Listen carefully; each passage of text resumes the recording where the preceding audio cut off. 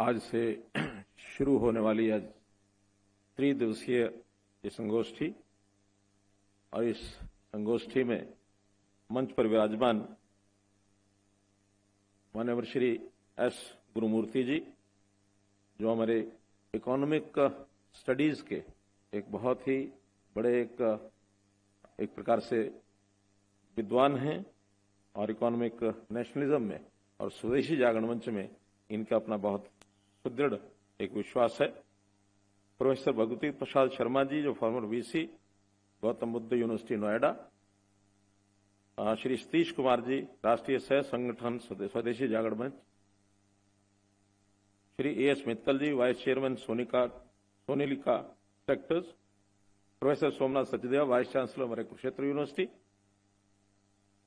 Shri RC Agarwal ji, deputy director ICR. Shrimati Pankaj Mittal, AIU secretary general. Shri Kashmiri Lal ji, राष्ट्रीय संगठक स्वदेशी जागरण मंच। श्री आर सुंदरम जी, राष्ट्रीय संयोजक Swadeshi Jagran Manch. Professor BR Kamboj, vice chancellor Haryana agriculture university Hisar. Shri Vivek Chawla ji, उपस्थित सभी अन्य विद्वज्जन, गणमान्य अतिथिगण, भारत और विश्व भर से पधारे हुए सम्मानित प्रतिनिधिगण, विद्वज्जन, उद्योग जगत के सभी अग्रणी, छात्रगण और प्यारे भाइयों बहनों। सबसे पहले तो जैसा हमको मालूम है कि अभी 2 दिन पूर्व अनंतनाग में जो एक घटना हुई, बहुत ही एक दुर्दांत ये घटना, आतंकवादियों ने निहत्थे अपने देश के 26 नागरिकों को अपना शिकार बनाया। उनमें एक नागरिक नेपाल के भी रहे।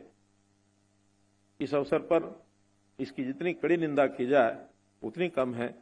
तो मैं इस अवसर पर उन सभी आत्माओं को, उनके लिए शांति की प्रार्थना करता हूं, भगवान से प्रार्थना करता हूं कि उनको अपने चरणों में स्थान दे।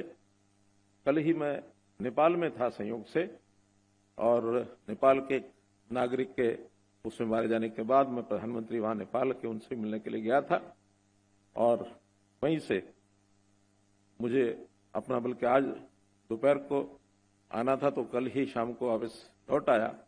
आज के इस कार्यक्रम की सहमति मैंने जरूर दी थी। सोमनाथ जी ने जब कहा तो कभी कभी बीच में कार्यक्रम ऐसे आते हैं, ये था कि नेपाल से आने के बाद इस कार्यक्रम में आना होगा, लेकिन प्रधानमंत्री जी का एक कार्यक्रम बन गया अचानक कानपुर का। वहां भी हमारे विभाग के 2 बड़े कार्यक्रम थे। मैंने क्षमा मांगी। अचानक जब ये घटना हुई तो प्रधानमंत्री जी का कानपुर दौरा भी उन्होंने अपना रद्द किया।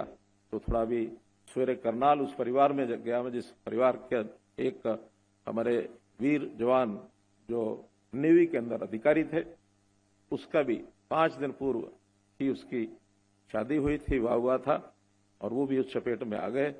तो क्योंकि कंस्टिट्यूंसी मेरी अपनी है, इसलिए वहां जाकर के भी दोपहर को आने के बाद मुझे लगा कि मुझे अवश्य जाना चाहिए आप लोगों के बीच में। जो एक विषय है, बड़ा ज्वलंत विषय है, इस विषय पर चर्चा में भागीदारी मेरी होनी चाहिए कि 2047 तक जब अपना देश 100 साल हो जाएंगे अपनी स्वतंत्रता प्राप्ति के, तो 100 साल के बाद देश का स्वरूप विकसित भारत, इस नाते से किस प्रकार से हम उसको कह सकते हैं। प्रधानमंत्री नरेंद्र मोदी जी ने अपने सामने एक ऐसा लक्ष्य रखा है कि 100 साल बाद भी अगर हम विकसित नहीं कहलाते हैं तो अच्छी बात नहीं। दुनिया के सब देश विकसित देश होने के लिए आगे बढ़ रहे हैं। ये भी ठीक है कि विकसित देश का कोई एक पैमाना अभी तक तय नहीं किया दुनिया ने कि उसका पैमाना क्या होगा। मोटे रूप से कहा जाता है कि जहां बेरोजगारी कम से कम हो, जहां पर ये कहा जाए कि गरीबी कम से कम हो, रहन सहन का स्तर ये लोगों का अच्छा हो, ऊंचा हो, देश की आर्थिक उन्नति, उसको भी पैमाना माना गया है। और इसी प्रकार से आर्थिक समानता, ये भी कमोबेश जरूर उसमें समाज के अंदर आनी चाहिए। अब ये एक विचार कुछ देशों का हो सकता है, लेकिन मैं जहां तक मानता हूं इतना मात्र पर्याप्त नहीं है। आखिर तो हम इन चीजों के कोई बहुत नए ज्ञाता बनने के लिए आगे आए हैं, ऐसा नहीं है। हमारा देश, इसका अगर इतिहास देखेंगे तो अपना देश विश्व गुरु ये कभी था, कहलाता था, और इतिहास पढ़ते हैं था भी इसी उस समय। बहुत से ऐसे विषय जो इस आर्थिक उन्नति से अलावा भी जिसकी हम चर्चा करते हैं कि आखिर देश की अपनी सांस्कृतिक धरोहर होती है, संस्कार होते हैं, शिक्षा का स्तर होता है, व्यक्ति किस प्रकार का है, उसका आचरण क्या है, दुनिया में उसका व्यवहार कैसा है, ये बातें भी उन चीजों में और जरूर काउंट करती हैं। तो इसलिए अपने देश को किस प्रकार से महान बनाना है, किस प्रकार से आर्थिक दृष्टि से उन्नत करना है, ये सब बातें, इन सब बातों को मिलाकर के ही विचार बनता है। तो मैं ऐसा कहूंगा कि हम लोग आज के संदर्भ में अगर विचार करते हैं तो जहां तक आर्थिक उन्नति की बात है तो हम जितना आगे बढ़ जाना चाहिए था उतने अब आगे नहीं हैं। दुनिया में आज अगर इस प्रकार से जो विकसित देश है उनकी गिनती कोई पूछता है तो अलग अलग लोग बताते हैं।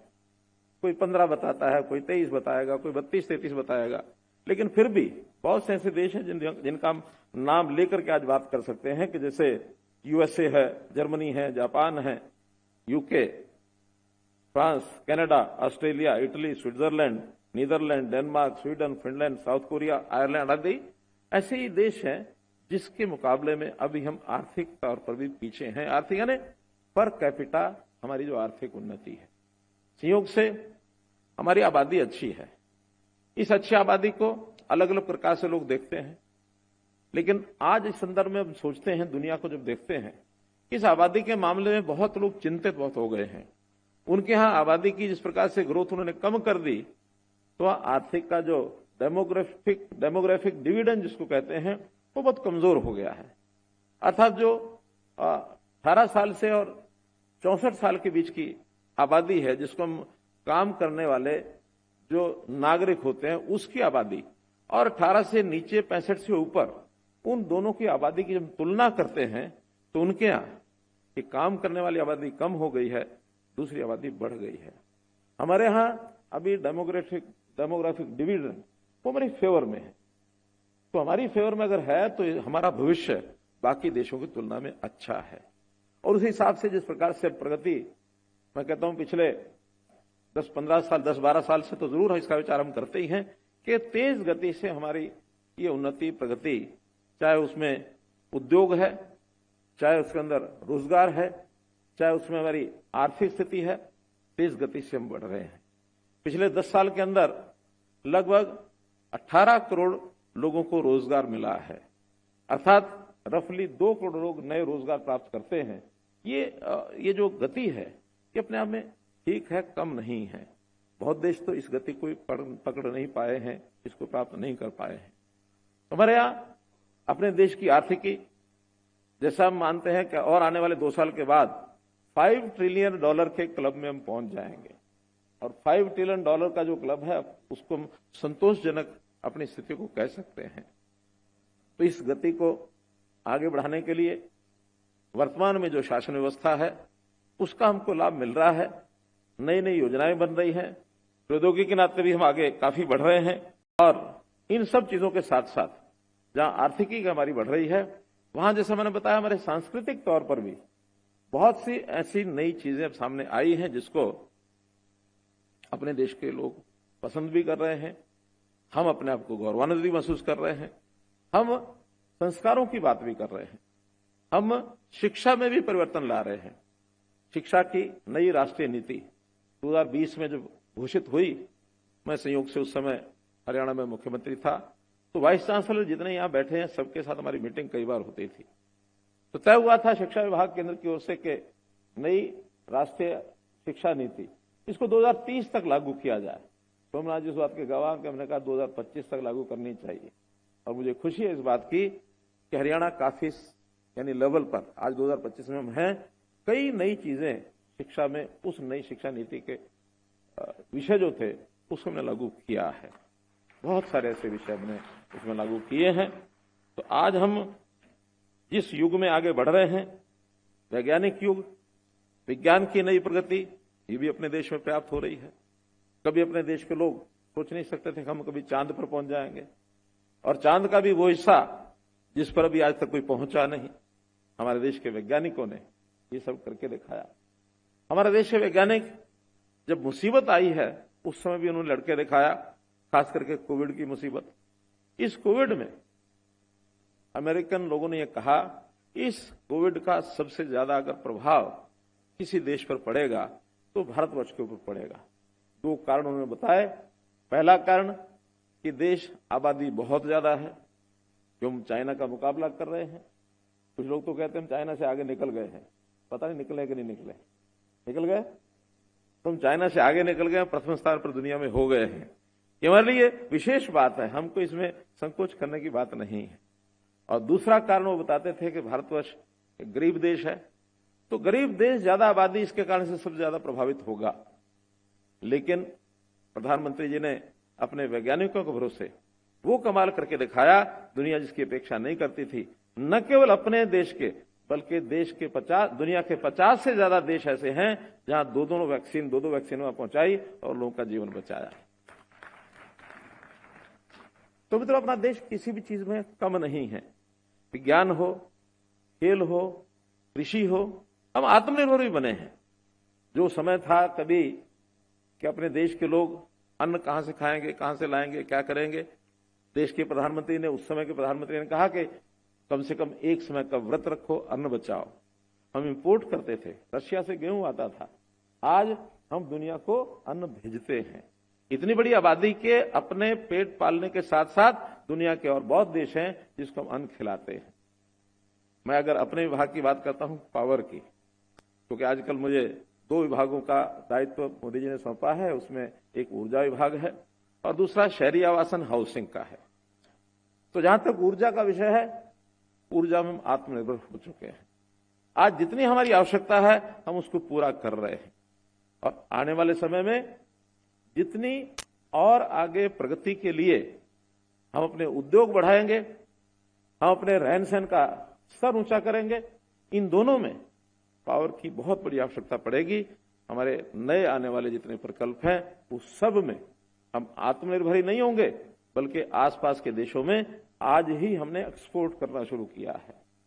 हमने म्यांमार में एक्सपोर्ट शुरू किया है, हमने श्रीलंका में एक्सपोर्ट शुरू किया है, हमने भूटान में एक्सपोर्ट शुरू किया है। छोटे देश हैं भले, लेकिन वो अपनी आवश्यकता को पूरा नहीं कर पा रहे हैं। अभी कल मैं नेपाल गया हुआ था। नेपाल, जो कि हिमालय पर्वत के साथ लगता नीचे का देश, पानी की बहुतायत है और उस पानी की जो एनर्जी, काइनेटिक एनर्जी है, उसको हाइड्रो पावर में बदलने का एक बहुत बड़ा स्कोप है। लगभग 80,000 मेगावाट का वहां स्कोप है।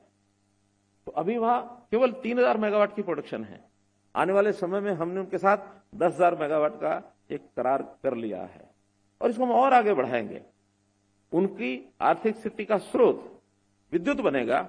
हमारे लिए विद्युत की जो आवश्यकता है वो हम पास पड़ोस के देशों में, जहां उनको आवश्यकता हम देंगे, जहां वहां ज्यादा मिलेगी हम वहां से प्राप्त करेंगे। तो इसलिए किसी प्रकार की कमी नहीं। हाँ, देश में, दुनिया में अब एक नया विषय भी चला है, वो है कि प्रदूषण। जिस प्रकार का एक विषय की चिंता की जा रही है कि हमारा जो वातावरण है, हमारा पर्यावरण है, उस पर भी बहुत प्रभाव पड़ रहा है। खास करके बिजली उत्पादन का जो थर्मल पावर हाउस है, कोयले के कारण से इसके ऊपर प्रतिकूल प्रभाव पड़ रहा है। उसको भी दुनिया चिंतित है कि हम इसको किस प्रकार से ठीक करें। हम भी शामिल हैं उसमें, क्योंकि ग्लोबल वार्मिंग के कारण से आज भी ऐसा माना जा रहा है कि 2 डिग्री सेंटीग्रेड ये नॉर्मल जो टेम्परेचर है उससे ऊपर हम आ गए हैं और इससे ज्यादा होना एक खतरे की घंटी बताई जा रही है। तो हम कैसे अपने बिजली के उत्पादन को, जो रिन्यूएबल एनर्जी है, उस पर कैसे लेकर के आए। हम हाइड्रो पर भी आ रहे हैं, हम विंड एनर्जी पर भी आ रहे हैं, हम सोलर एनर्जी पर भी आ रहे हैं। इसको बहुत तेज गति से बढ़ा रहे हैं। अभी इस समय आज मैं कह सकता हूं कि 2025 में सोलर की प्रगति हमारी इतनी हुई है कि टोटल एनर्जी का 47% हम सोलर पर आ चुके हैं। 47%। विंड का स्कोप है, समुद्र के किनारे बहुत ज्यादा है, पहाड़ के नीचे भी कुछ स्थानों पर है। हम ये जो एटॉमिक एनर्जी है इस पर भी काम कर रहे हैं। आज की डेट में 8 गीगावाट ये हमारी एटॉमिक एनर्जी, इससे हम पावर प्राप्त करते हैं। लेकिन 2047 तक योजना है कि 100 गीगावाट हम सोलर पावर इसके एटॉमिक एनर्जी के माध्यम से और हम अपनी एनर्जी, अपनी पावर को प्राप्त करेंगे। किसी प्रकार से हम थर्मल पावर, कोयले की खपत कैसे कम करें और बाकी सबके सोर्सेज को बढ़ा करके अपनी आवश्यकता को पूरा करें, इसके लिए भी हम वैज्ञानिक तौर पर उद्योग लगाने के लिए आगे बढ़ रहे हैं। मित्रों, जहां तक अपने देश में विज्ञान और प्रौद्योगिकी, इसका मैंने बताया, बहुत हम बखूबी उपयोग कर रहे हैं। एक विषय कि हम लोग विश्व में कैसे हमारी बंधुत्व की भावना बढ़े, इसके लिए हमारी ओर दुनिया देखती है। तनाव शब्द बढ़ रहे हैं और ये तनाव बढ़ रहे हैं तो उस तनाव को कम करने के लिए उनके पास फिलॉसफी नहीं है। हमारे यहां तो आध्यात्मिकता देश की एक धरोहर है। हमारे यहां शांति कैसे कायम की जाए, किस प्रकार से आपसी वादों को खत्म किया जाए, ये कोई ऐसा विषय नहीं कि हमारे लोग जानते नहीं हैं। अभी आप सबको जानकारी हरियाणा के लोगों को तो होगी ही। सोमनाथ जी इस प्रकार से जानते हैं कि पिछले 10 साल से हमने गीता के उपदेश को दुनिया के हर कोने में ले जाने का एक संकल्प लिया और अंतर्राष्ट्रीय गीता जयंती हर वर्ष, जहां विश्व भर के लोग वहां आते हैं, केवल ये जानने के लिए कि गीता का संदेश क्या है। गीता का संदेश वो है कि युद्ध की भूमि में किस प्रकार से शांति बहाल हो, ताकत का इस्तेमाल करने का भी उद्देश्य वो शांति स्थापित करना है। तो ये संदेश जब उतना सार्थक वहां था, आज भी उतना सार्थक यहां है। देश, हमारे लोग विश्व बंधुत्व की बात करते हैं, वहीं अपनी सुरक्षा में भी किसी प्रकार का समझौता नहीं करते हैं। हमको दुनिया में अगर अपने आप को यानी एग्जिस्टेंस, अपना अस्तित्व बना करके रखना है तो हमको वो दिन याद रखने पड़ेंगे कि ये देश 1000 से ज्यादा साल पराधीन रहा। इस पराधीनता को हमने उखाड़ के फेंका है, लेकिन हमारी जो स्वतंत्रता है, संप्रभुता है, ये आगे लंबे काल तक हमेशा हमेशा के लिए बनी रहे, इसके लिए हम तैयारी भी पूरी करते हैं। अगर दुनिया के पास एटॉमिक एनर्जी के वेपन हैं तो एटॉमिक एनर्जी के वेपन में हम भी पीछे नहीं हैं। हमको अपने आप को सुरक्षित भी रखना है। देश के ऊपर कभी कोई आंच आए, समाज के ऊपर, तो किस प्रकार के निर्णय लिए जाते हैं, अपने पिछले 24 घंटे का आप लोग देख लीजिए। पिछले 24 घंटे में जैसी वो आतंकवादियों ने घटना की अनंतनाग में, और उसके बाद कैबिनेट कमेटी सिक्योरिटी ने बैठकर तय किया कि इस देश का कैसे बायकॉट करना है, पाकिस्तान के खिलाफ जितने सख्त से सख्त स्टैंड है वो कल रात को लिए गए। आज सारी दुनिया चिंतित हो गई है उसके ऊपर। तो हम विश्व बंधुत्व की बात करेंगे, लेकिन जैसे एक सामान्य भाषा में कहा जाता है, हम किसी को छेड़ेंगे नहीं, कोई हमें छेड़ेगा तो छोड़ेंगे नहीं।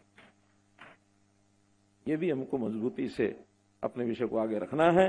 हम सुरक्षा चाहते हैं, हम लोगों के भी किसी भी अधिकार के अंदर हस्तक्षेप नहीं करना चाहते। विश्व बंधुत्व की हम बात करते हैं, वसुधैव कुटुंबकम की हम बात करते हैं। तो इसलिए इन सब विषयों को मैं तो इसलिए टच कर रहा हूं क्योंकि आप 3 दिन यहां बैठेंगे और 3 दिन इन सब बातों पर कि अपना देश कैसे समृद्ध बने, कैसे महान बने, इन विषयों पर विचार करने के लिए बहुत से आप लोग बहुत विद्वान हैं, एक एक विषय पर विचार करते हैं। हम तो जो लोगों के बीच में जाकर के बैठते हैं, सुनते हैं, देखते हैं और अपने जो अनुभव आते हैं, उन सब अनुभवों के आधार के ऊपर एक लक्ष्य लेकर के हमको चलना चाहिए कि हम तेज गति से आगे बढ़ेंगे, ठीक दिशा में आगे बढ़ेंगे। ये अगर संकल्प हम लेते हैं तो कोई दुनिया भारत को विकसित होने में, समृद्ध होने में रोक नहीं सकती। एक छोटी कहानी मुझे याद आ रही है, उस सुना के अपनी बात समाप्त करता हूं। एक बार 2-3 नौजवान वो कहीं किसी गांव की तरफ जा रहे थे और बहुत मस्ती से आगे बढ़ रहे थे कि हमको उस गांव में जाना है। थोड़ा देर हो गई, गांव आया नहीं, शायद कहीं रास्ता भटके होंगे, कुछ भी किया होगा। तो एक सज्जन मिले, वृद्ध यानी बुजुर्ग आदमी थे, और उन्होंने बुजुर्ग को पूछा, बाबा हमको अमुक गांव में जाना है। कोई गांव का नाम बता दिया कि इस गांव में जाना है, हमको कब पहुंचेंगे, हम कितनी देर लगेगी? तो कहने लगे कि जिस प्रकार से आप जा रहे हैं उस गांव में, तो मुझे लगता है कि इस जन्म में आप नहीं पहुंचेंगे, अगले जन्म में पहुंचेंगे। ये नौजवान बड़े हैरान हुए हम उस गांव को पूछ रहे हैं, लोगों ने कहा गांव नजदीक है, ये कह रहे कि अगले जन्म पे पहुंचेंगे। बाबा समझे नहीं, बताओ तो सही कि मैं समझाता हूं। जिधर आप जा रहे हो ना, ये गांव पूरी धरती का चक्कर काट के आएगा, उससे पहले नहीं आएगा। क्या मतलब? मतलब ये कि जिधर तुम जा रहे हो गांव पीछे छोड़ आए हो। उस गांव में जाने के लिए धरती का पूरा चक्कर लगाना पड़ेगा और जन्मों लग जाएंगे। अगले जन्म में पहुंचोगे, इस जन्म में नहीं पहुंचते। तब उनको समझ में आएगा, अच्छा गांव पीछे रह गया, तो पीछे मुड़ गए। आप पीछे मुड़ के चलने लग गए। आगे थोड़ी देर गए, सोचा कि गांव आ नहीं रहा, गांव कितने घंटे में आएगा, कितनी देर में आएगा। फिर एक बाबा मिले, उनसे पूछा, बाबा गांव कितना घंटे और लगेंगे, बताओ तो सही। हमको तो किसी ने बताया कि इस दिशा में गांव है, आप जाओ पहुंच जाओगे जल्दी। वो चुप रहा, वो बाबा चुप रहा। इन्हें फिर पूछा बच्चों ने, उन्होंने कहा कि बाबा बताओ हमें कितनी देर लगेगी उस गांव में पहुंचना। वो फिर चुप रहा। सोचा कि इसको ऊंचा सुनता होगा, थोड़ा जोर से बोले बच्चे कि बाबा बताओ उस गांव में कब पहुंचेंगे, कितनी देर लगेगी। वो फिर भी चुप रहा। इन्होंने सोचा इसको समझ नहीं होगी, शायद ठीक नहीं होगा समझ से, चल पड़े। और जब चल पड़े, लगभग 100-200 मीटर चले होंगे, बाबा देख रहा था इनको, तो उस बाबा ने जोर से आवाज लगाई कि रुको रुको बच्चों रुको, तुम पहुंचने में 2 घंटे लोगे अभी। वो हैरान हुए कि 3 बार पूछा था और इन्होंने बताया नहीं, अब दूर से आवाज लगा कह रहे हैं कि 2 घंटे पहुंच जाओगे। उनका पूछे तो सही रहस्य क्या। फिर वापस आए, पूछा कि आपने उस समय नहीं बताया, अब बताओ 2 घंटे लगेंगे। बोले देखो बच्चों, जब तुम मेरे पास आए थे मुझे पता नहीं था तुम किस गति से चलोगे, और जब चल के वहां तक गए हो तो मुझे पता लग गया तुम किस गति से चलोगे, इसलिए मैंने तुम्हें बता दिया 2 घंटे लगेंगे। तो मित्रों, देश को महान बनाना है, निश्चित रूप से बनाना है। बहुत लोग तो कहते हैं कि आज भी महान हैं। मैंने कहा अलग अलग दृष्टिकोण हो सकते हैं, फिर भी अपने लक्ष्य को प्राप्त करने के लिए अपनी गति भी ठीक चाहिए, दिशा भी ठीक चाहिए। बहुत बहुत धन्यवाद।